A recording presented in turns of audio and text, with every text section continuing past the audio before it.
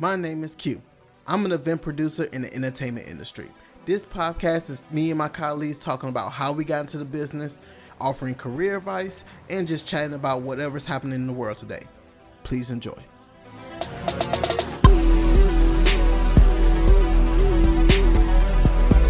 What's up, buddy? What's up, my man? How are you? I'm good. I forgot we used Zoom in a meeting the other day, and we had to like rename. We did like a Thanksgiving like who done it like murder mystery type deal, and so we had like our name changed. I was like, who is Merritt and Ren? But I forgot. I forgot to change it back. That sounds like a fun event, man. How's It was cool.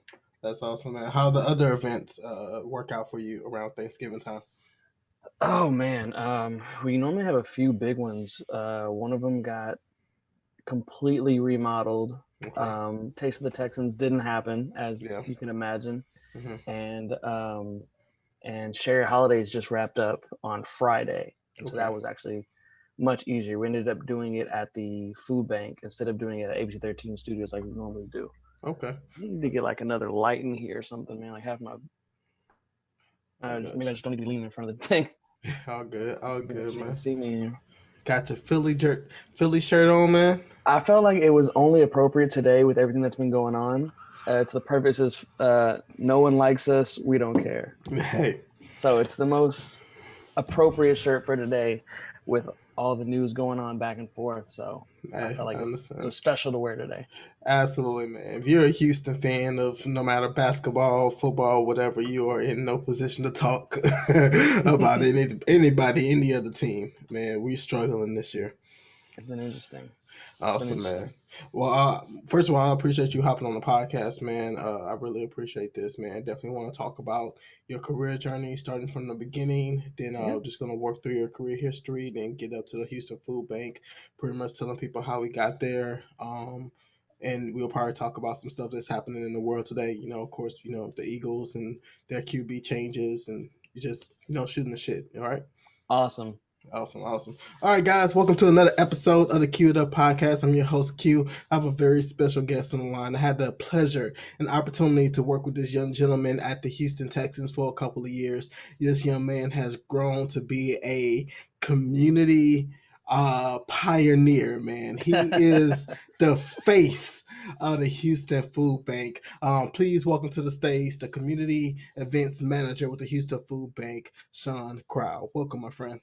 What's up, buddy? How are you doing? I'm doing amazing, man. I appreciate you hopping on. I know you're busy. This is your busy time of the year, man. This is where you guys are just very community focused within the city, man. How are things going? Yeah, man. This, like you said, this is usually our biggest, our most busiest time of the year, especially for community events, because Houston Food Bank is the largest nonprofit in the city of Houston, and we're also the largest food bank in the nation. Mm-hmm. So like everyone in Texas, and especially Houston in general, is such a philanthropic city, and Texas is such a philanthropic state. So everybody knows about the food bank. Everyone wants to donate. So it's usually pretty crazy. Actually, our end, excuse me, our end is kind of slowing down a little bit. Our events my biggest event just wrapped up this past Friday on the 4th. So now I get to kind of chill until the end of the year. I'm taking vacation. The Christmas break, I'm taking vacation, so I can kind of recharge my batteries. But it's been different, man, with this whole COVID thing. It's been so strange because working in events, like you're around people all the time. So if you work in an environment where you're dealing with a lot of people, well, that's kind of out the window now. You know what I mean? So we had to retool, readjust. We had a few events that we had to completely remodel how we did it. Our Harvest Marathon relay turned strictly virtual. So instead of having a big race down at Rice University, people downloaded an app and ran in their neighborhood, and we logged miles and stuff like that. Mm-hmm. So it was really just a huge adjustment period, and I was lucky. I brought on a coordinator this year back in April. And so May, right when things took off. I was like, you're joining during a very interesting time. Like it is not this kind of chill and slow, because normally we're getting this ready, or we're going out to this venue to get this set up, but now the venue's closed, so maybe we don't have to, obviously we don't have to do that. And I told her, I was like, man, she's like, you're getting so lucky, man. My first year, and I don't know if you want to start, we can start talking about the food Oh, bank. you I fine? started out in the food bank 2015. Okay. No, 16. Sorry, 16. Because Okay. I just had 4 years back in November. So Yes. 2016, I was working at the Texans, doing like special events, game day type stuff like that, and it was fun. It was cool.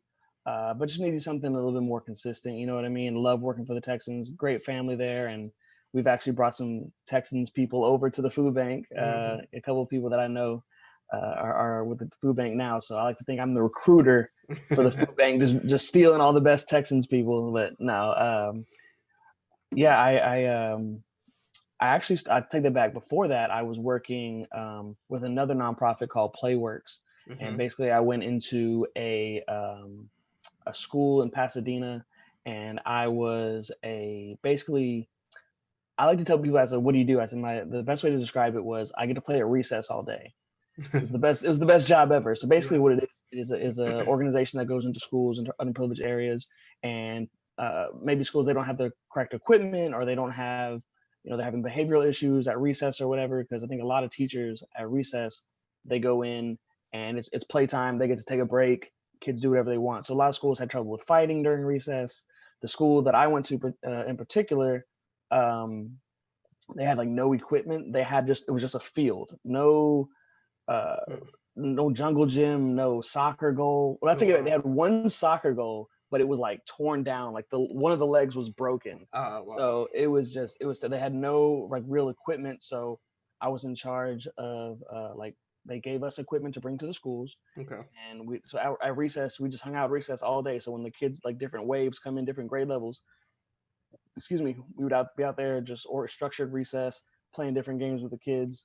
And then after school, I taught uh, self-esteem and leadership classes, and I Mm. loved doing that. Man, that was so much fun. I had a great group of kids.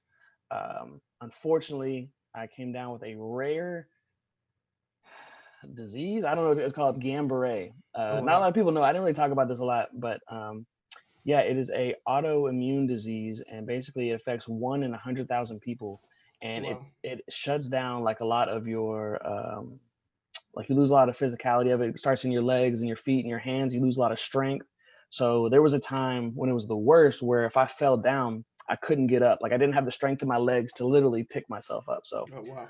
unfortunately, I had to leave that job just because I couldn't be there out there with the kids every day, and I was doing treatment for it. And treatment is like blood infusion. So basically, you get this infusion in your blood, and it's for Wow. like 3 hours a day, Oh wow. and it's crazy. Like if anyone's interested, go home, go look it up. Yeah. The best way that I know how to tell you, there's this video on YouTube where this little you remember Jurassic Park?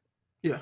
Remember the little DNA molecule that like Yeah. taught them about the dinosaurs? There's like one of like that for GB, and I watched that, and that's how I was able to describe it to people.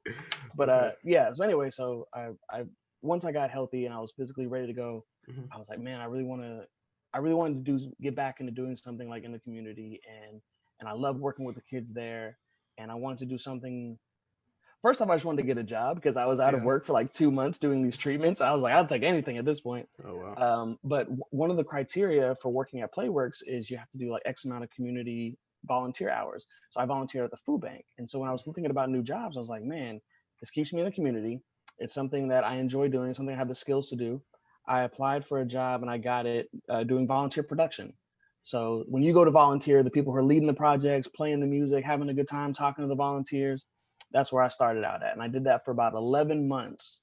Wow. And then I got the call to come upstairs to the big leagues, and I started out as a community engagement coordinator. So assisting on a lot of the events that I run now, and that's kind of how I got my foot in the door. The rest is, as they say, history. But yeah, no, that's kind of the journey of how it started at the food bank. Man, that was an amazing journey, man. I'm sorry you had to go through that, dealing with the treatments and stuff like that, man. How are you feeling today? Oh, everything's cool. Yeah. Yeah, it was 2 months full of just like every day, 3 hours a day, going to get these treatments. But it paid off. Medicine is amazing, and Mm-hmm. and there are really like some deep levels to this disease that people can get like paralyzed. Like Wow. it can be really nasty, Mm-hmm. but I think it was like 75% of the people who get it um, are back healthy within like 3 to 4 months. Okay. 25% are healthy within like a year to 3 years, and only 5% is really like the bad stuff that like my mom, of course, was Googling. You know what I mean? And I'm like, Yeah. Mom, like, it's not gonna be like that. But my strength's back, man. I've been working out, like stuff like that. So all That's is good, good. man. Like I'm good. I got you. Would you, I guess, going through that, would you be more receptive to the COVID virus? So it's crazy. I actually just went to go get a physical a while back, and they were saying they asked if I had gotten a flu shot lately, and I was like, no, I haven't. And the guy was like, put through my file. I was like, oh wait, you can't. I was like, what do you mean? He was like, well, you can't get a flu shot because you don't want to get a flu. They obviously, it's like almost like they inject you with the flu, is what they say or Mm-hmm. whatever. Mm-hmm. So it could have some effects if Yeah. I were to get it. Yes, I'm definitely staying masked up when I have to go out. Mm-hmm. But me and my fiance, we've been doing HEB curbside pickup. Oh Just yeah. trying to be smart with everywhere we go, and we get invites that, man, we'd love to go do this, but it's just being safe. So Absolutely, man. And congratulations on your engagement, my friend. appreciate that, man. Yeah. That's awesome. That's awesome. First of all, I want to go back, man. I was checking out your LinkedIn and your resume, man. You Oh used to work wow, at Foot Locker. man. Yes.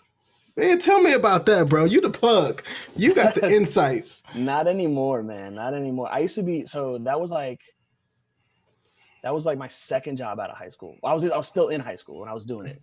Mm-hmm. Um, and like that was like the coolest thing, man. I was like almost like the it guy. I was like, oh, Sean works at Foot Locker, and of course everyone and their mom was like, oh, Sean will hook us up. I was like, I've been here for like 2 months, but no, yeah, it was funny because I grew up just loving shoes and loving fashion. You couldn't tell now because I've really kind of fallen off the game. Like I found that Michael Jordan doesn't care about my light bill.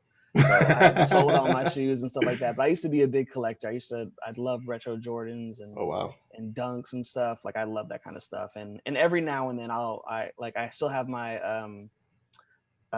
first round draft pick, Allen Iverson question mids. Oh Love wow. those, the blue ones. I wear those when I go to my Sixers games when they come to Houston. Nice. I wear those, but for the most part, yeah. But it was one of those things where like I really wanted to work there. I would go into Foot Locker all the time, like 14, 15 years old, and I would go up to the manager. And when I turned 16, every time I went in there, I was like, "Yo, are you guys hiring? Are you guys hiring?" It's like, "No, we're not hiring. We're not hiring. Kind of, get out of here, whatever, whatever." And so I ended up getting a job at Target. And I worked at Target for like 6 months, and I hated it, right? And so one day I'm just in Foot Locker, just looking around, and the manager was like, "Hey, are you?" Because he recognized me obviously because I was always bugging him about a job, and he was like, "Hey, are you looking for a job still?" And I was like, I mean, I have a job, but he's like, well, do you like it? Like, do you want to work here? I was like, absolutely. He's That's like, put in dope. your 2 weeks notice and come work for me.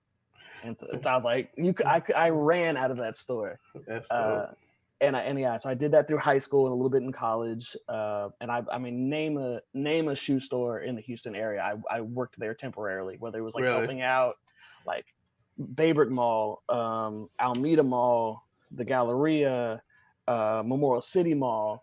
I did a small stint in Sharpstown for like just helping out, but like you name it, I probably was at a Foot Locker, Kids Foot Locker, Champs, Foot Action, you name it. I was all over there Oh man. different times, but yeah. That's dope, man. That's a dope job to have, man. Being able to work behind the scenes because right now I need a plug right now because I've been trying to cop this stuff, man. Like the Yeezy 350s came out this weekend, man. That was a Yep. pain in the butt.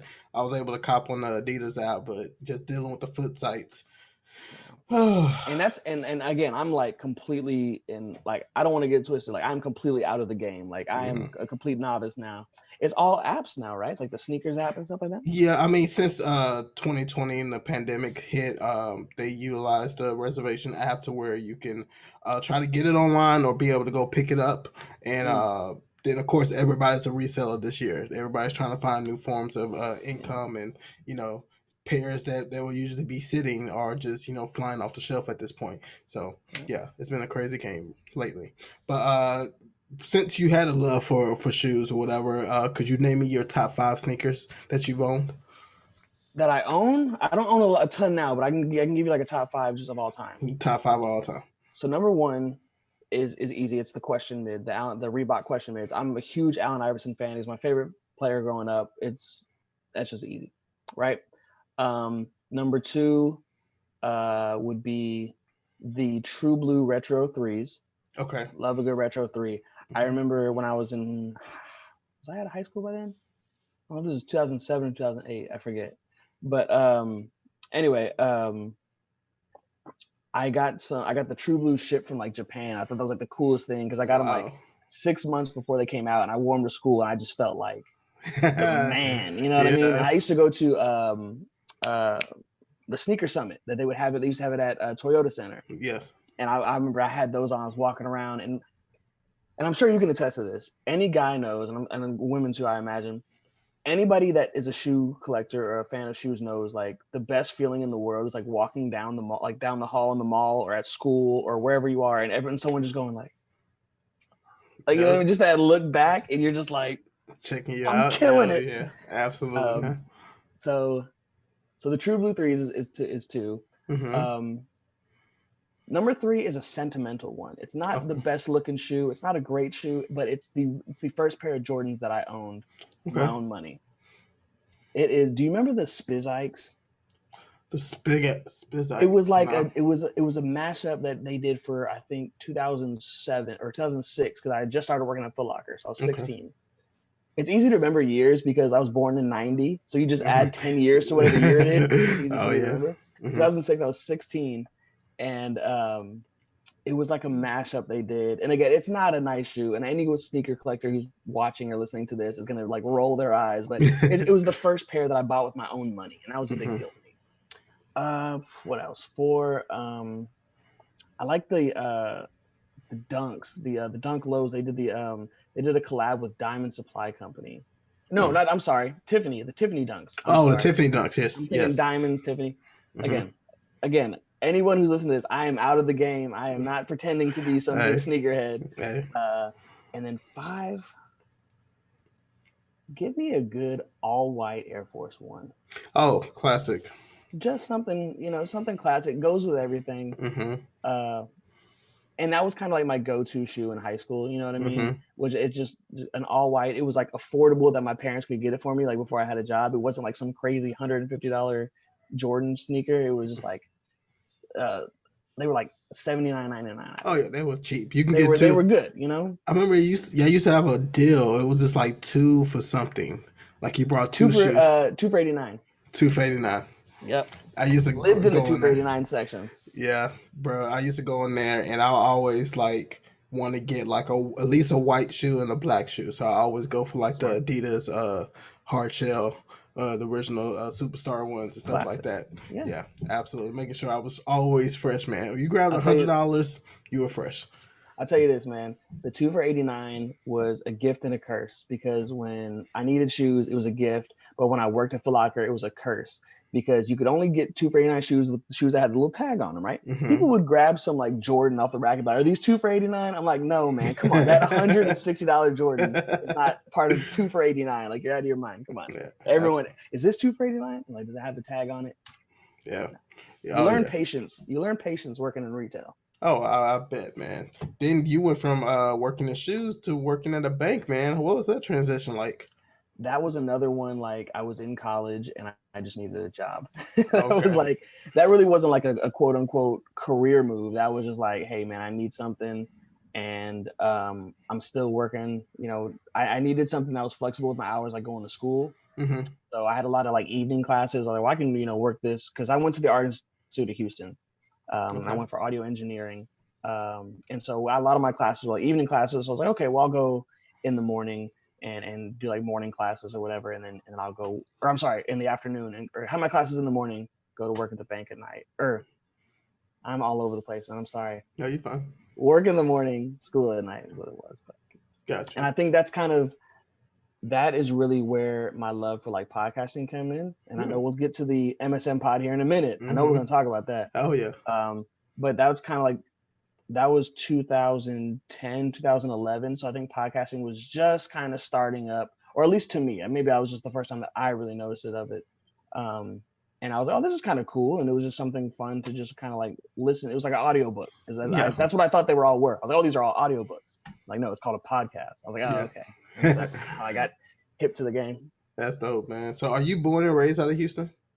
Yeah, man. So I was born in Webster, Texas, Mm-hmm. and I lived in League City all through high school and moved a little bit. I was lucky enough, man. I was kind of in one house my whole life. And then when Okay. I went to school, I moved up to Houston, which could have been uh, you know, North Carolina to me. You know what I mean? Like as much as I was in like League City, which is like 25 minutes away, Mm-hmm. I was really kind of like a homebody. Like even through high school, like I didn't.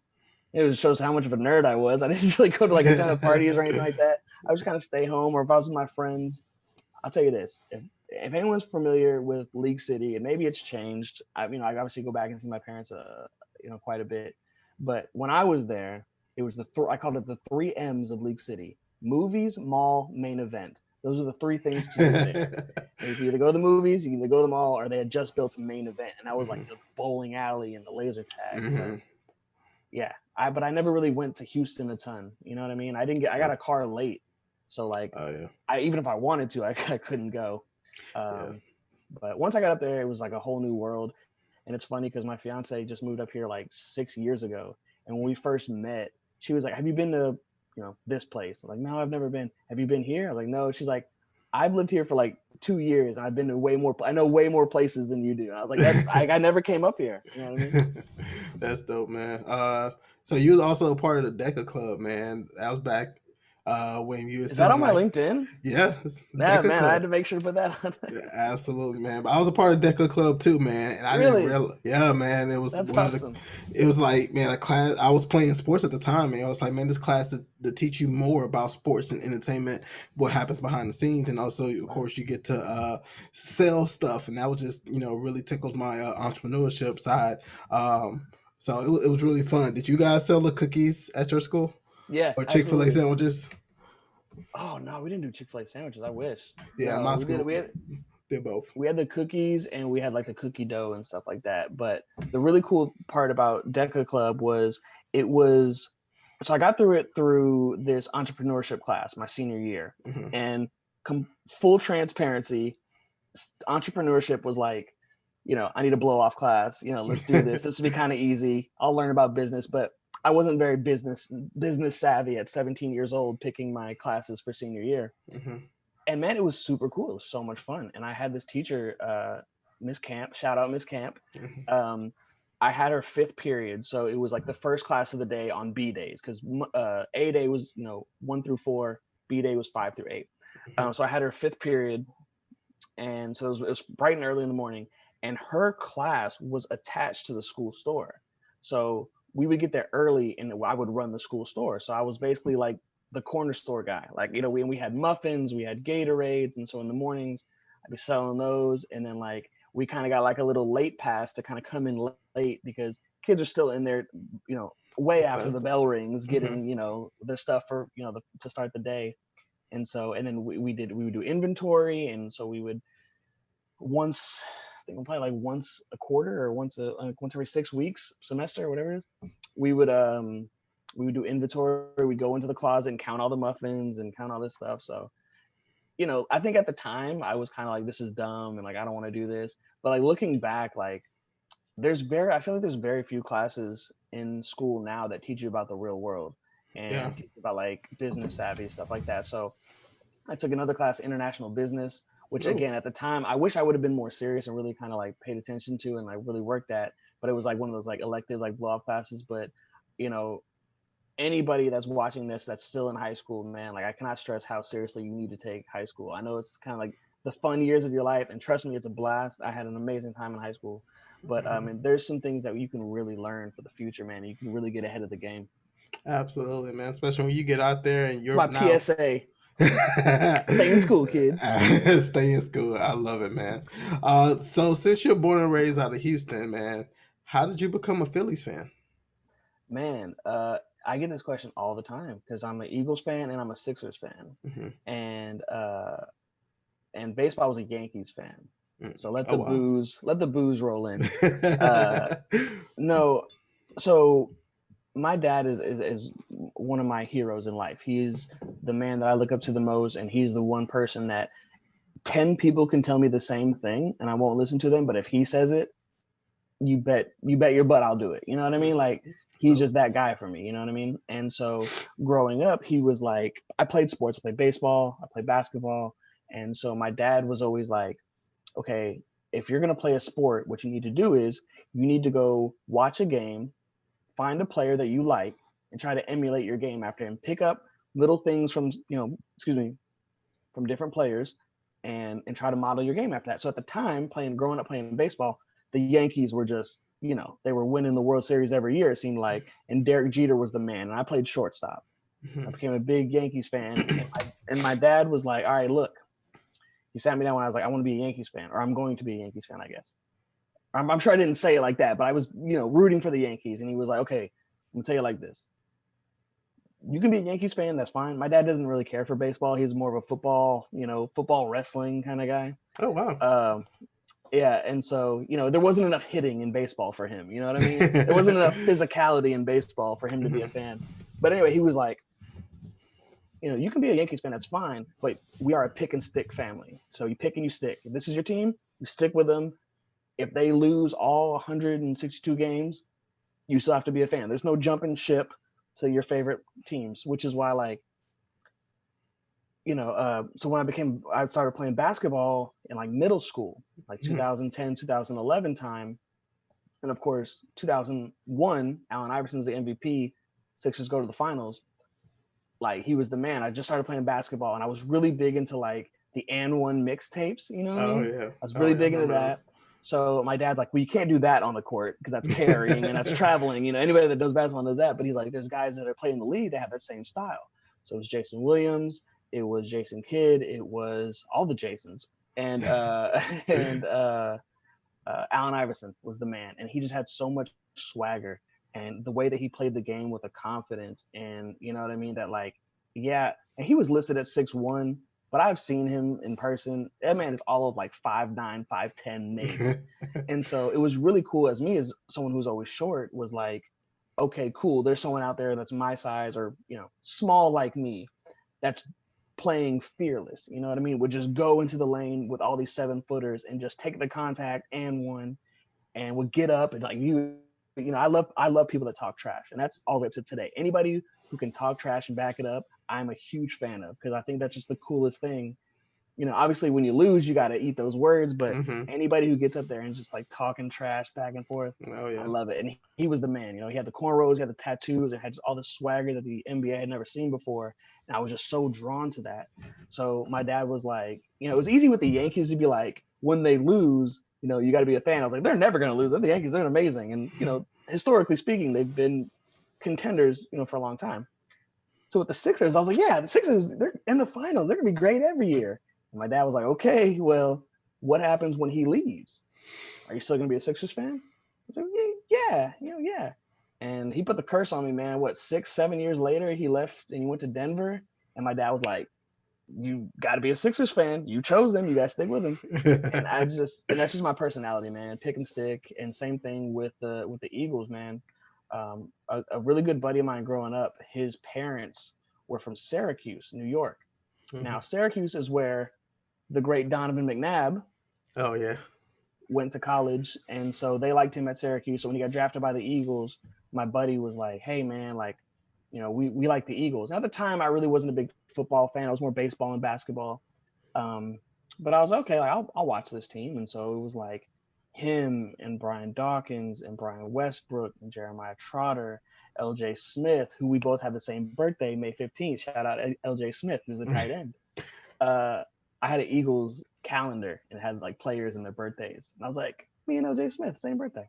But anyway, I was just drawn to them. I love Brian Dawkins because he was like the crazy guy that was like screaming and had the face paint and was coming out on the field, doing like somersaults and getting up doing like the fake machine gun thing. And again, I was just drawn to that. And yeah, just pick and stick, man. Picking a team and sticking with them, which is why, like, nowadays, like, it blows my mind. I have like crazy arguments with my friends because a mutual friend of ours, I won't say who, maybe you'll know by how I describe him, um, an old roommate of mine, if that narrows it down. Mm-hmm. He was like, I was like, well, who's your basketball team? He's like, well, I'm a LeBron fan.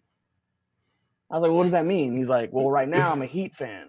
I was like, okay, so if he leaves the Heat, you're still a Heat fan though, right? He was like, nah. So when he went to Cleveland, he was like, yeah, I'm a Cleveland Cavaliers fan. And I was like, it blows my mind that people can just follow one person around, because at the end of the day, that person will retire. Like they're not, you can't play forever. So then what happens after that? Do you pick a new player and just follow him around? No one man is bigger than the team. And that's just how I was raised. You know what I mean? No one man is bigger than the team. Allen Iverson was my favorite player, but he's not the whole Sixers, you know what I mean? So like when he left, it was like, okay, the Nuggets can be my second favorite team, and I can root for the Nuggets on the side because they're also in the Western Conference. So I can convince myself, you know, whatever I need to believe, but it's always going to be the Sixers. It's always going to be the Eagles, always going to be the Yankees till the day that I die. That's just how I am. I'm very commitful, that's not a word. I'm a very loyal person is where I'm looking for. Committed. Yeah. I'm a very loyal person. And I like to think that as just my personality trait. Like if you know, we're friends, we're cool, I will always go to war for you. If you say, Sean, I need your back on this at 3:00 in the morning, you know, I'll go pick you up. The whole drive home, I'm going to be yelling at you that you woke me out of bed at 3:00, but I'll still go pick you up. You know what I mean? Like that's, I try to live my life like that. And if you have me as a friend, you have a friend for life. And that's kind of how I try to live my life. Man, that's a great trait to have, man. At any point in your life, you never looked at any of the Houston teams, Astros, Rockets, Texans, nothing? So I think all of those teams, I always have a special place in my heart. You know what I mean? Like growing up, the Rockets, 94, 95, right? Mm-hmm. Right. You know, but at the time, I'm 4 or 5 years old. Like I wasn't mentally like, I love this team. It was like, okay, this is something that's cool that's going on in our area. Awesome. Yeah, I'll have you know, there's old photos of me in Rockets t-shirts as a kid. Mm-hmm. If you go on my Instagram, there's a video of me in my Clyde Drexler jersey. You know what I mean? Mm-hmm. But I think once I really got to like, sounds bad, but got to think for myself, you know what I mean? And I was like, okay, like, yeah, I'm from here, but I don't think where you're born should dictate who your favorite team can be. That's understandable, man, because I never really understood, like, some people from here, they're Cowboys fans, and some people from here are Patriots fans. I'm like, no, we hate the Patriots. I was just like, but they I'll give Houston fans a pass, and this is the only reason why I do that is because Texans didn't come along until 2002. Mm-hmm. So me and you, we were born, you know, they weren't around yet. So like I made the decision to be an Eagles fan before there was a Texans. Yeah. You know what I mean? Mm-hmm. And so as much as I hate the Cowboys, it's like I could understand someone being from Houston and being a Cowboys fan just because, you know, they've been around forever. I'm sure their parents were Cowboys fans and stuff like that. Mm-hmm. But absolutely. So I give Cowboys fans a little bit of slack, even though I can't stand them. I understand how you could become a Cowboys fan. Now, Patriots fans, you're right. I have no idea how that happens. Yeah. Like I remember when Texans first came around, my grandfather couldn't even pay me to go to a Texans game at those first few years. Right. And I remember in high school, I did track, and that's when we had Mr. Carr. No. Was that Carr? Yeah, David Carr. He was the first quarterback. Yep. And he was trash. He was complete garbage. And what was funny is because we did track, his brother Derek was on the track team. So, and crazy. David would come to the track meets, and I didn't go, but a couple of my teammates or whatever would go over him and talk to him or whatever. Like, hey, man, why you suck so bad or something? I'm like, why are you talking to that man like that? Oh, man. That's tough, man. And I'll stand up for my boy David Carr here because he didn't get a fair shake, man. He comes into a franchise that's brand new.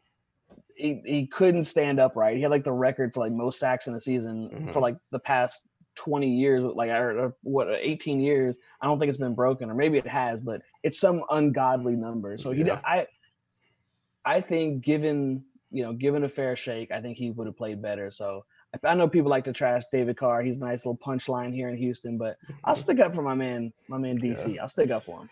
So would you have been, not being a Houston fan, would you have been okay when that period, when it was time to the draft, and Derek was up, and of course he was doing great things in college.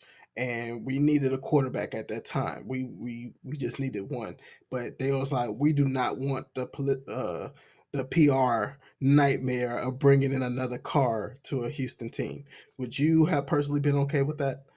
What year was that? Like, who did y'all take instead? Oh, bro. Let me see if I can look it up in the meantime. But I remember. Uh, I'm sorry, I'm not good at like No, you fine. multitasking, talking and looking up. But anyway, I remember. 14.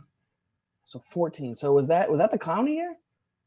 No, No, Clowney we picked up in 13, 12. yeah, Texans draft You said pick. it's 2014, right? Yes. 2014 draft class. Here we go. Yeah, that was Jadeveon Clowney, 2014. So in that sense, like that's the obvious one. Like, you know what I mean? Yeah. I don't think he was good enough to take at the number one overall pick. Hmm. Now, I'm not sure what round he did go. Um, but again, um, I'll say this. Yeah, no, you're absolutely right. To not draft someone because he's related to a guy who had a bad, a bad shake, that's not cool. Yeah. But to but I don't think he was good enough to be drafted number one overall, especially the year of Jadeveon Clowney. Like that's unrealistic. Yeah, man. It's just I hate to see like these guys who come to our team, and either they come to our team and they've done a little great, and they did something, then it just didn't work out, and they went to another team and they win a Super Bowl, and they go, have the best career of their life. For a good example, Matt Schaub has a Super Bowl ring. David Carr has two. How, So think bro? about that. And you look at guys like Andre Johnson and J.J. Watt who may never have one. And I feel the same way with Allen Iverson. He's one of those guys that he's a great player, iconic, legend, Hall of Famer. But it's just like, is their career always going to be tainted because they don't have that championship ring? In my opinion, no. I mean, like we know who the greats are. We know Andre Johnson should walk into the Hall of Fame. You know what I mean? Like no debate. Hmm. And if I'm not mistaken, is he up this year or next year? Uh, Honestly, I know this year is like Calvin Johnson and no, he's uh, not this year. It's not okay, this year. okay. Probably next year. I don't think it's been But yeah, 5 years yet. whenever it is, he absolutely first in my book, first ballot should walk in there. I think, you know what I mean? And especially just like for the things that he done for the city. And again, I also have respect for players who stay at one team forever. You know what I mean? And Hmm. Andre was the first superstar that the Texans had. Like, yeah, there was, David Carr, but it was Andre was the first, like, oh my God, this guy's like, perennial Pro Bowler. That always gives me a hard time. Hmm. Perennial Pro Bowler, like, you know what I mean? Like, he was like the heart and soul of the city. And I think everyone's favorite Andre Johnson moment, despite all the touchdowns and the great things that he did on the field, the best moment for as an Andre Johnson side fan, just putting the hands on Cortland Sutton. Oh yeah, Cortland he Finnegan, needed it. sorry, Cortland Finnegan. Yeah, He needed it. He amazing. needed it. Uh, but the thing is, like, if you ever worked with the organization and you just know Andre or been around him, he's a very quiet individual. Even if he talks, you can barely understand him. Hey, Andre, how's it going? Yeah, I'm good. What was that? What'd you say, Andre? I didn't hear you. I'm doing good. I'm good. Okay. One of my old managers is from Florida. He's Hmm. from Jacksonville, and he like one of his really good buddies was really good buddies with Andre Johnson, like growing up or whatever. Um, and like they would hang out a lot in Houston, like they would go to the club together or whatever. And he was like, Sean, what you see in the press conferences and what you hear about, oh, he's a quiet guy. That's exactly who he is. You know what I mean? Like he's just super chill, super cool. And then when I was lucky enough to work with the Texans, 2015, he was probably gone by then, right? That's when I No, started. he Was he still started. He there? retired in 2016. Right, but he was with like Oh no, yeah, he left to go to the Tennessee and Colts. right. So anyway, but I like after he left, every now and then he would like come in the office. I would just see him walk around the office, and like he would just Like he came into, so when the food bank, we had a meeting with the Texans, because we do Taste of the Texans, and the meeting was wrapping up, and it was in that main conference building, and like the wall, the window is kind of like that perforated window. You can see like figures, you can't really see people. You know, this huge figure walks by and kind of opens the door, and it's Andre Johnson. He's like, "Hey, so and so, like, you want to go to lunch after this?" And I was like, I'm in the meeting, I'm trying to be professional and represent the food bank, but then like that's Andre Johnson like 10 feet away from me. I'm like, yeah, I'll go to lunch with you guys. If you need a third person, I can come. You won't even know. I'll be in the corner. You won't even know I'm there. That's awesome, man. Speaking of Texans, man, I just want you to talk with me the process of you, having the opportunity to work there. Like how did what was your mindset? Did you seek out this job opportunity, and how was your time there? Yeah, absolutely. So that was the time where I was like, when I was working at, I think I was still working at, Foot Locker. I think I was working at Memorial City, and it wasn't something I was like, man, I don't want to work in shoes my whole life. And I've always loved sports. I've always wanted to work in sports somehow. And this was just kind of like the foot in the door. You know what I mean? Because I didn't have a degree in like sports marketing or something like that. And so I would go into these orientations, and someone was like, I've got a sports marketing degree from A&M, or sports this, sports that. And I was like, man, I'm kind of coming in, just kind of off, I don't really have a ton of experience, or like, like a, nice shiny plaque on the wall. So I'm just going to bust my butt, and, hope hard work pays off there. And I'll say this, I think after my first year, I was like, okay, maybe working in sports is gonna be a little bit harder than I thought it was gonna be, but I do want to work in events. I love like putting together stuff, and we would do those field days where like their corporate sponsors would come out, and like we'd set up the Houston Methodist Training Center, the bubble, and the kids would come out and they're running around, they're having fun, and like maybe this is selfish, but like just seeing a piece of them smiling and laughing was like, man, I did that. Like I was a part of this moment for them. Whether it's like, because when the Texans came, I wasn't a big football fan, and we didn't really go to Texans games like that. My dad's an old school Bears fan, so he wasn't taking us to Texans games, unless Chicago was coming to town. But I remember having those moments with my dad. My dad was a referee growing up, and so he would take me. He did high school and small college, so he would referee Rice university games. And if I was like good in school that week, he would take me with him. Wow. And I think, this is early 2000s. Like no one really cared about kids back then.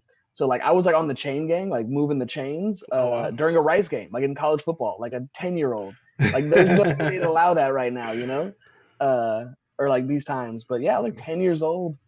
And I remember those moments, and I remember like how much fun I had like being around sports, and seeing those moments that like those kids were having, or just even like the adults that were just running through like high knees through the cones, you know what I mean, was like still kind of fun for me. And it's like, man, like if me and my team, we didn't put this together, like they might not have had this moment, you know what I mean? And again, that's making our job seem way more important than it seemed like at the time.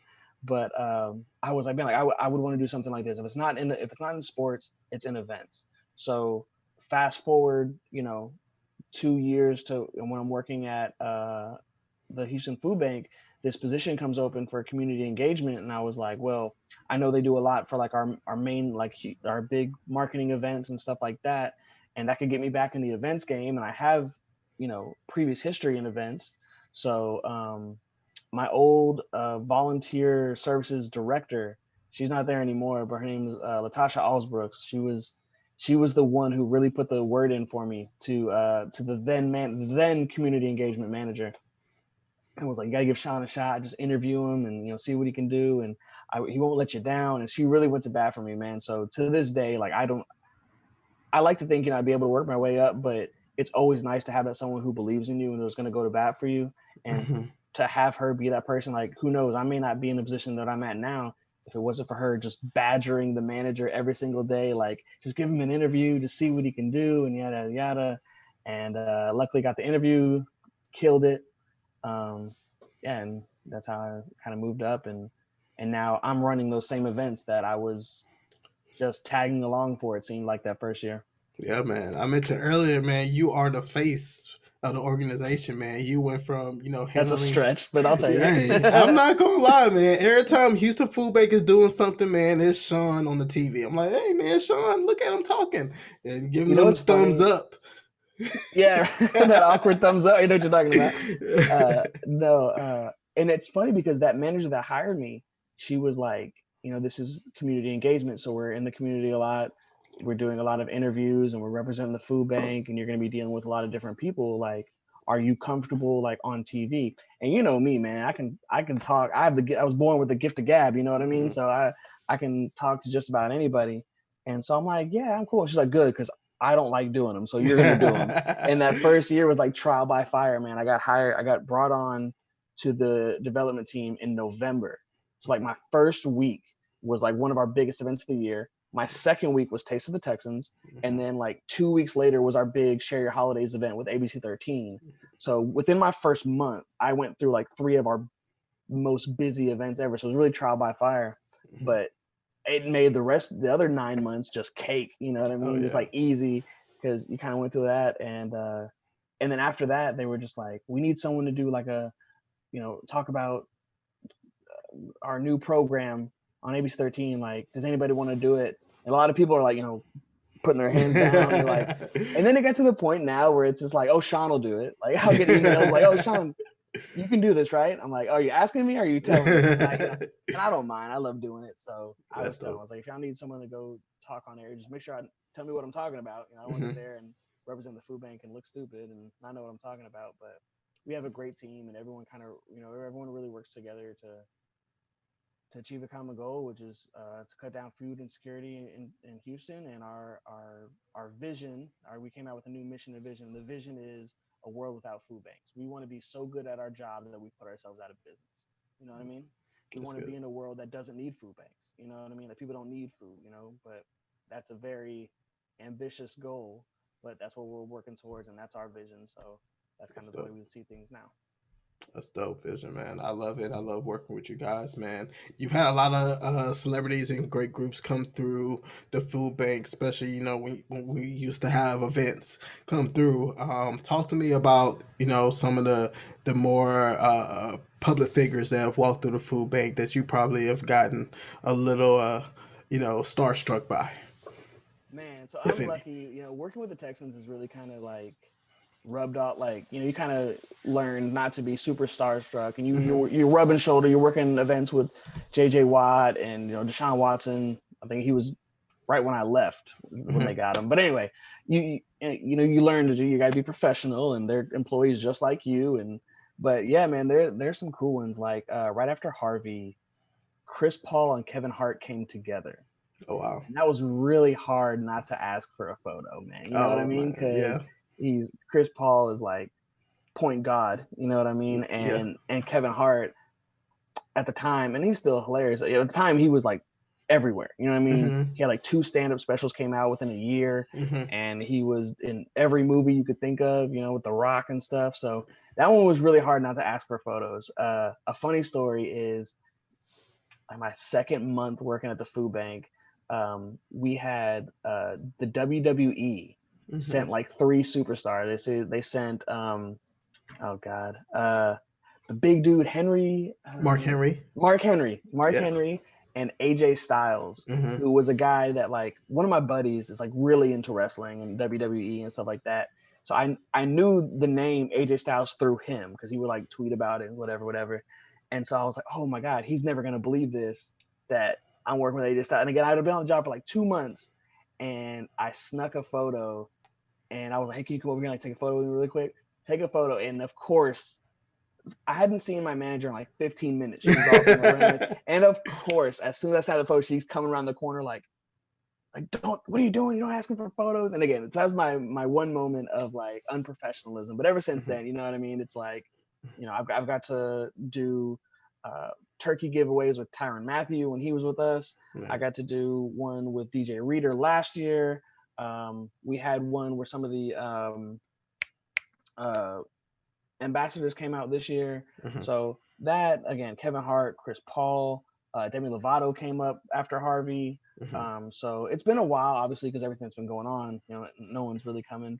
Bun B was just at the food bank this past Friday for our phone bank with ABC13. So that was really cool. He was answering calls and getting people set up with holiday boxes. So anyone needed a holiday box, they could call up and we get them in touch with a community partner agency in their area, so that way they don't have to drive all the way out to the Houston Food Bank. If you know where we're located, we're kind of out there, you know what I mean? So someone who lives in Katy on the complete other side of Houston, we would rather set you up to where you can go pick up a holiday box 10 minutes down the road instead of driving 45 minutes across I-10 to come get a box, you know what I mean? So Absolutely. that's how we have the phone bank set up.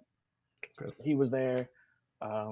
It's been really cool, and there's a lot of people that I wouldn't have got the chance to meet, whether it's just like a hey, nice to meet you, like this is awesome, or sneaking photos with before I get in trouble. But it's been a really cool opportunity, man. And I'll be honest, like when I first started, I was just getting my strength back. I was like, man, I just need a job, you know what I mean? So I went from like I want to work here, just to get back on my feet, to like, man, I really have found a place that I really call home and that I really love working for. And we have such an awesome team, the annual giving and events team. You know what I mean? That like these are people that like you have people that you work with, but maybe you don't want to hang out outside of work with them. Like all of these people, I could see we back when it was safe to, we would after we're hey, you want to go hang out or go to the movies or go grab a drink or whatever. Like they're people that I genuinely consider my friends. So we have a really good opportunity, a really good group, and I genuinely do love working for the food bank, and I genuinely do love what I do because again, it's not just working at events. Now I'm working in events that is so critical to food insecurity, and so it's getting to help people and putting on this awesome event. So it's kind of I had this great way of explaining it. I just totally just blanked, but I mean, it's I get to do something that helps the community and that I genuinely love to do. And oh, by the way, I get paid to do it. You know what I mean? Like it's kind of like the perfect scenario. You know what I mean? And a lot of the times when you're working at the food bank, you're just in the warehouse. When you come to volunteer, you're in the warehouse, you're packaging the boxes, and okay, these boxes are going to go out and go to the families. I've actually been lucky enough to do a couple of ride-alongs with the trucks. So you're going to where they're handing out the food, and you get to see the people who are receiving these boxes, and it really kind of drives home the point and the impact that you're making in the community. And that's like, it doesn't get any cooler than that, you know what I mean? And there's some crazy stories that we hear, but it always ends with like, but the food bank got me back on my feet, or the food bank did this, and this. So there's definitely times, man, where you get bogged down, you get frustrated, and I'm going to events at 3:00 in the morning, setting up, and I'm putting up tents, and I'm like, man, it gets a little annoying, like doing certain things. But then like, if you just take a step back and you think about the bigger picture, and like, okay, yeah, I smell terrible because I've been outside for the past 10 hours running around and my feet hurt. But like, we just created like 20,000 meals today, or whatever the case may be. But like, you can really kind of just take that step back, and it's not all about you. You know what I mean? Yeah. So. Agree, man. I'm happy that you got a position in a job that you are giving back to the community, doing amazing things, and that organization is just so important in Houston, man. So you continuing to do great things, man. I just wanted to take this time because you also have your own podcast. I want you to tell me a little bit about your podcast, why you started, and we can start from there. Yeah, like I'm sure the reason why you started yours, man, boredom is as COVID. I remember like when COVID first popped off, I was one of those guys that was like, we'll be back in the office by May. This will blow over. People blow it out of proportion. Yada yada. It's not a big of a deal. And then talking to my fiance, and she was like, Sean, like this looks like it's gonna be bad. And I was like, they blow things out of proportion. I'm the same guy that the night of Hurricane Harvey, I left to go to a friend's house because I didn't think it was gonna be that bad. I got stranded at his house for 5 days. So you'd think I would learn with these disasters, but I still have yet to learn my lesson. But no, it's one of those things where I feel like I watch sports sports debate shows and listen to sports talk radio, and there's sometimes you're like, what is this guy talking about? He doesn't know what he's talking about. And or you hear somebody say, like, I was just saying the same thing 10 minutes ago. And I went on Amazon and I was like, let me just look. we just look at microphones, see how expensive they are. And I've worked with microphones and recording software when I went to AI, so I was familiar with that. So I was like, I can just start one. It's, there's plenty of free websites that you can just start one. Shout out to Anchor FM. They are the ones that host us, and they get us on, uh, Apple Podcasts and Spotify and all that stuff. But we started out with Anchor. But anyway, I originally wanted to start one just like strictly just an Eagles podcast by myself. I was like, give me a microphone. I can rant for an hour about this team that drives me insane year after year. But then, I got the one microphone, and I was looking for stuff, and I was talking to my buddies about it, Matt Benavidez and Matt Gregory, and they were like, yeah, we should do one. And I was like, yeah, that'd be kind of cool. I'd rather do it with other people than just by myself, honestly. Yeah. But then I was like, well, then there goes the Eagles thing. They're not going to want to talk about the Eagles for an hour straight every other day. You know what I mean? So, but it was, that we lived together. So it was like a thing of,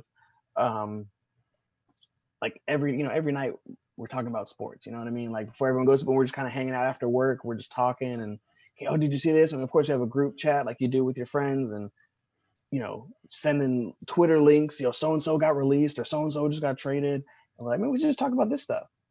Like, why not? What else are we doing? We're locked in the house. Like, what else are we doing? And so it really turned into something fun. And it started out as just like, we'll just do one a month and just talk about like the hot topics. And then like, man, we really got into it. We really fell in love with it. So it's like, it was around draft season. So it was like, we could do one about, draft prospects. So we like all went online, did a ton of research, more research than I've done for any school project or anything or work project, but not work, but school, not work. I always do my research when it comes to my job, but it was something that was like, oh man, like we genuinely, so we started doing them once a week, and we'll do, we talked about, do we want to just do football? Like, do you want to just be a football podcast? Because the first couple of podcasts we were talking about football because the draft was coming up. And I said, man, like, no, like we're like, Gregory is like a football or a baseball encyclopedia. Like he's my go-to guy, anything baseball. Benavidez is amazing with like college football. He knows everything about college sports. He knows like, he's one of those guys that you can just like throw out some random name of some football player. He can tell you where they went to college. You know what I mean? Like that guy that's like, oh, Tariq Cohen. Where did he go to school? And he just pops out. He's like, Eastern Carolina, or wherever it is. Yeah, okay, thanks. And he's also our chief enunciation officer. Oh, really? Our chief linguistics officer is what we call him, because there's like some crazy names that come out, and he's like, oh yeah, that's actually pronounced Devin Okwegbunam. That's how you pronounce it. I'm like, oh, thank you, Okwegbunam. Got it. So we're not butchering names on the air. But yeah, so it just turned into something that we really fell in love with, and so we do it once a week. And unfortunately, some personal issues have come up as recently, so we kind of fell off. We haven't had one in a while, but we're gonna be back on the air tomorrow, man. So I'm excited about that. I took a little hiatus, but we will be back, man. And the one thing that I just tell people is if you just enjoy like just people, like I like to compare it to like a barbershop. If you let people just talking at a barbershop, people just talking sports, it's literally just a conversation that you have with your friends. It's not people on TV just saying what they think you want to hear or just throwing out some crazy hot takes to get clicks. Yeah. We know, as of right now, we're not going to get like 1 million views on any video or any stream, but like, so we're not going to be throwing out these crazy takes just to get clicks and likes. Like it's generally, we're telling you how we feel, and we're talking honestly about sports, which I think nowadays in this hot take culture is very rare to find. Well, that's good, man. Definitely a great podcast, especially you guys are so well formed about sports. Where can people find your podcast? Yes, so it is actually Major Sports Media Podcast. That's major as in major, sports as in sports, and media as in media. We are based out of Anchor FM. You can go to anchor.fm, or you can find us on Apple Podcasts, and you can find us on Spotify. Just type in Major Sports Media. It is the blue logo with the yellow microphone. Awesome, man. Before we wrap it up, man, I want to get your thoughts. James Harden this weekend. I know where you're going with this. Don't rub your hands yet, man. Don't Come rub home, yet. James. Come home. Man, he decided not to go to the one of the team practices and decided to go to the strip club to little baby's birthday party. Allegedly. It was video. It was grainy. You can't make out that that's him 100%. Allegedly. All right, I'll say allegedly. But he was alleged to be at a strip club partying with a little baby on his birthday, instead of going to practice, and he was supposed to be practicing COVID protocols. Rumors is he's not happy in Houston. He wants to go, and the team that he wants to go, they originally said the Brooklyn Nets, but now they're talking about Philly. Come home, James. You see him just today. Meek Mill posted out a photo of him with James Harden. Meek was on the wave runner, the jet ski, and Harden's like on the dock. I was just like, and they've been spending an awfully lot of time together in the off season. They know each other. And that's how it starts. That's how you look at all these super teams. LeBron and Bosh and Wade, they were all buddy at the Olympics, and the next thing you know, boom, they're on the Heat. That's how it starts. It's all about relationships. It's all about networking. It ain't about what you know. It's about who you know. And Meek Mill is Philly to the core, North Philly's finest. So he's of course going to be like, yo, come, and it's the East. It's LeBron's gone. It's wide open. You know what I mean? Like, dude, come over here. He's top 5 player in the league. Like, come on, man, come play with us and get it, at least get us over the hump. Yeah. But I will say this: when you are a top 5 player in the league, you can do what you want. Like, let's be real. We are in the player empowerment era where if James Harden wants to miss a practice, James Harden can miss a practice. Now, if Daniel House is skipping practice to be in the club, then okay, Daniel House can't get away with that. James Harden can get away with that. Okay. As far as the trades go, anybody not named Ben Simmons and Joel Embiid, go for it. You can have the whole team if you want. We'll play with 3 players. We'll be like James, Ben, and Joel, and still win 40 games. There's no way that trade is going to happen without giving up one of those guys. There's no way, unless you're going to pull some Hopkins crap. Well, I mean, we've seen stranger things have happened. Yes. I was actually debating. I have a group chat with a bunch of guys that I play fantasy football with, and we were actually debating this because everyone said the same thing you just said. Like, it's not going to happen unless one of those 2 is attached, right? Mm-hmm. Okay, well, they just gave up a guy who was, second team All-NBA for a guy who hasn't played in a year and a second-round pick? Yeah. Hear me out. Tobias Harris. Okay. Right? Matisse Thybulle, who was all-rookie second team, right? Amazing defender, can shoot the 3, and is hilarious on YouTube if you get a chance. Matisse Thybulle, he did all the COVID lockdown videos from the NBA bubble. Did you see those? I have not seen them, but so he was on like Good Morning America because he was the first one in the bubble like making YouTube videos. He's a millennial he's Gen Z. Like, he is like, he always got a video on his camera. He's like big on TikTok. Anyway, and the kid can hoop. Like, he can legit play. Tobias Harris, Matisse Thybulle. I'll give you 3 first-round picks, and I don't know, throw in Tyrese Maxey, our first-round pick from Kentucky, for James Harden. You get 3 firsts. You get, a possibly washed-up all-star in Tobias Harris. I didn't say that on camera, but, maybe someone a little bit over the hill in Tobias Harris. You get 2 young studs, and you get draft capital. Who says no?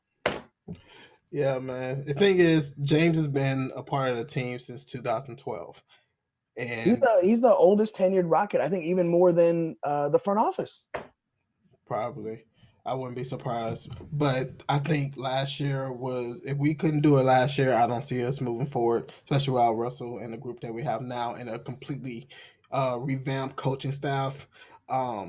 If you've been with an organization that long and guys have gotten so close and not able to get it across the goal line, it's like I will be looking elsewhere at this point too, especially what he probably has 4 solid A+ type of seasons left, based off. So he's what, 31? He's 31. 31. Yeah, I'll give him 5 because I 5. think he's a top tier athlete. I think he's one of the best shooters that we've seen in a long. I don't think he gets enough credit to being up there. He should be up there with like Steph with his efficiency, right? Mm-hmm.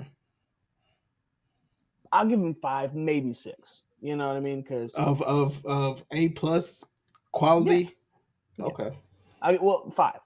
Well, I'll draw the line at 5. Yes. Okay. But 6, he could still be an all-star. Okay. Okay. Especially if he comes to the East, he'll be an all-star every year. I wouldn't. It's just one of those things as I wouldn't be mad. I wouldn't be mad if he decides to make that move, and it's understandable at this point in his career. And I can say the same thing for JJ. After this weekend,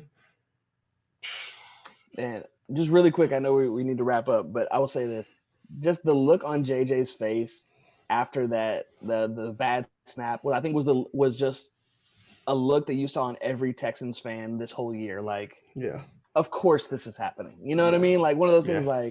Like he was just laughing like me Yeah. every time I watch the Eagles throw away another game. It's just it's comical at this point. Like it's like, of course that happened. Of course it happened. Oh yeah. So I would not be surprised, and this is not any inside information whatsoever. This is just personal no insider opinion. trading. Yeah, I just think we're gonna see a whole new Rocket squad and a whole new Texan squad moving forward. Yeah. So this is the portion of the show. We're gonna go ahead and wrap it up. I just want you to let people know what you got going on. You got any events coming up? You want to promote anything? Of course, plug your podcast one more again for the people to be able to find you. This is your space. All right, I'm gonna let you have it. Absolutely, man. First off, I just want to say thank you for having me on, man. I really did enjoy it. I've been following along. I did my research. I watched a lot of the videos. I watched the one with Andrew, my guy. Yeah. You know what I mean? So I definitely prepped. I did my research. But no, I mean, you're doing an awesome job. I really do want to say hats off to you. Appreciate and I think it's really is important to shine a light to the people who are behind the scenes that you may not have heard of. Everybody knows Toro, but maybe no one knows Andrew. And Andrew is just an amazing guy. I cannot say enough good things about him just as a person. You know what I mean? But anyway, but that goes around for all the people that you've been doing work with. I may not know them personally, but if they're behind the scenes and put in the work, hats off to them. So shout out to everyone that you've had on the show, and shout out to you, man. You're doing a really awesome thing and shedding light on these people. Thank you, man. I appreciate it. But back to me. No, no, man. Major Sports Media Podcast, MSM Pod. Look us up on. You can find us on Instagram at MSM Productions 2020. You can find us on Twitter at Major Sports Media. You can find us on Anchor FM, Spotify, and Apple Podcasts under Major Sports Media. Look us up. We're always trying to get people to send in questions. Fantasy football season is pretty much over. It's in the playoffs now, but we were sending stuff for fantasy advice, whatever you need. Hit us up. We always love talking points, different topics, what you guys want to hear. We try to go with the hot topics of what's going on, but if there's some, nice niche, soccer thing that you guys want to talk about, absolutely. So let us know and find us on there. And as far as the food bank goes, go online, HoustonFoodBank.org. You can donate monetary. You can have a food drive. I know they're really pushing for monetary. $1 equals 3 meals. So we can do a lot more with $1 than we can with a bag of food. Not trying to discourage anyone from donating food, but just between the two, monetary is the way to go. And if you're having an event, that's your own event, hit me up. I can get you a donation page where we can create it just specifically for your organization or your company, and we can make sure everyone's tracking those donations so we can know specifically how much you guys raised. All my information is on the Houston Food Bank website for my work stuff. All my stuff. You can follow me at TTP Sean on Twitter. It's a lot of sports stuff, so unless you're looking for anything else, you're not gonna get much of it. So hit me up, man. Awesome, man. Well, Sean, thank you once again for hopping on the show, man. It was very informative. Definitely talked a lot of sports stuff, a lot of community service stuff, man. Once again, follow Sean on IG. If you want to donate to the Houston Food Bank, please go to the HoustonFoodBank.org, HoustonFoodBank.org. All right, make sure you check that out. And that's been another episode of the Queued Up Podcast. Peace. See ya.